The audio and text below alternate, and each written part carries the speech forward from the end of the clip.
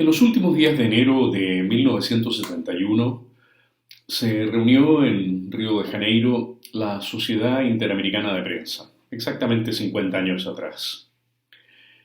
En esa reunión, Julio de Mesquita Neto, que era el presidente del Comité de Libertad de Prensa, denunció que Chile todavía tenía libertad de prensa, pero que él encontraba que había una atmósfera de miedo prevalente en el país. Su pronóstico fue muy acertado.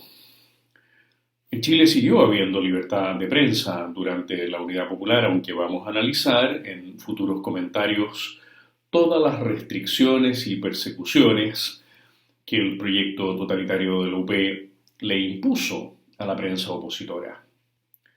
Pero lo más importante de lo que dijo Mesquita Neto en esa oportunidad tenía que ver con el miedo.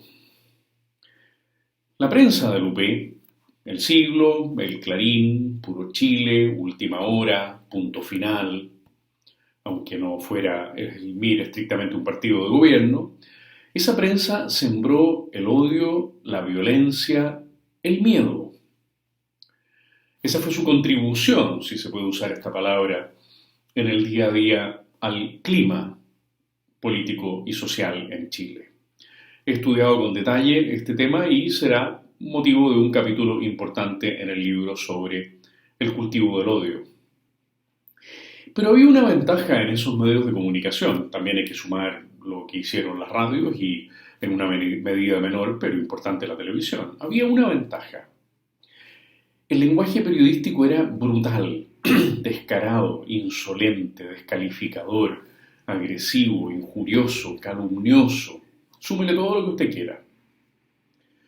Hoy esas coordenadas aparecen solo de vez en cuando. Por ejemplo, lo que acaba de hacer Fernando Paulsen calificando al Partido Republicano de una secta.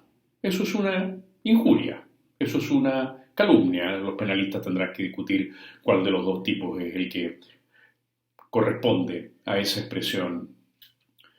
Pero en realidad hoy son otros los trucos, mucho más sutiles, mucho más difíciles de percibir, de detectar, que usan los comunicadores de izquierda. Porque se sienten dueños y señores de todos los medios. Por eso no siempre agreden, pero siempre deforman. No siempre injurian, pero siempre denigran.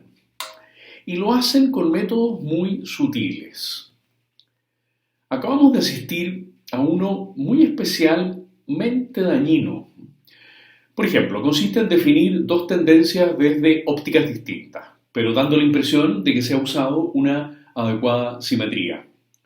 Es lo que hizo pocas semanas atrás un columnista dominical cuando describió el allendismo de acuerdo a la autodefinición que formulaban los adherentes del presidente aquel. Mientras que cuando el columnista intentó describir el pinochetismo, no usó la autodefinición de los partidarios del presidente Pinochet, sino que utilizó las palabras descalificadoras de sus críticos más acérrimos, entre los cuales se cuenta él, por cierto. Y entonces lo que parecía una comparación simétrica terminó siendo una grosera falsificación. Un segundo truco que se usa mucho por los comunicadores de las izquierdas consiste en describir los hechos de dos maneras enteramente diferentes, según les convenga en uno o en otro sentido. En ocasiones será un desnudo relato del acontecimiento, mientras que en otras los datos dejarán paso a la interpretación del periodista. Por ejemplo, si un parlamentario de izquierda atropella y da muerte a un carabinero, la versión difundida es la del honorable, sin matices ni comentarios. Él obviamente no pudo equivocarse, todo fue fortuito y por eso el hecho debe ser olvidado pronto. Pero si un ex parlamentario de derecha hace un sentido reconocimiento de sus faltas en delitos de financiamiento de la política, el comunicador sesgado lo acusará de victimización, de hipocresía.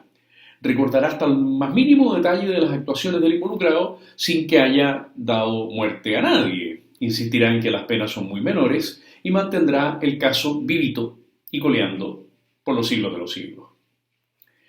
Una tercera maldad, y la más frecuente de todas sus argucias, consiste en el uso que hacen los periodistas de izquierda de sustantivos y adjetivos que en unos casos acentúan rasgos y descalifican, mientras que en otros describen neutralmente y valoran positivamente.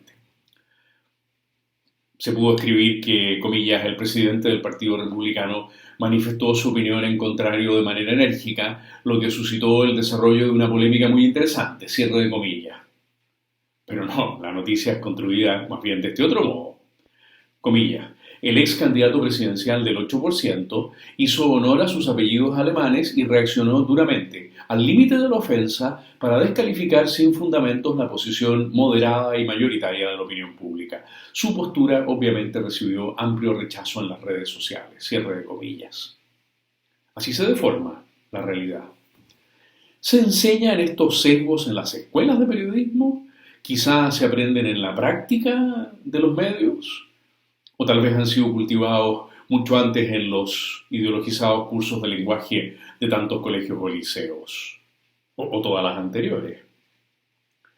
En todo caso, en Chile hay que leer con pinzas, hay que oír con pinzas, hay que ver televisión con pinzas, para que este conjunto de trucos sutiles no cause aún más daño que la grosera agresión con la que causaron tanto miedo, tanto odio, tanta destrucción los medios de comunicaciones de la izquierda durante la UP.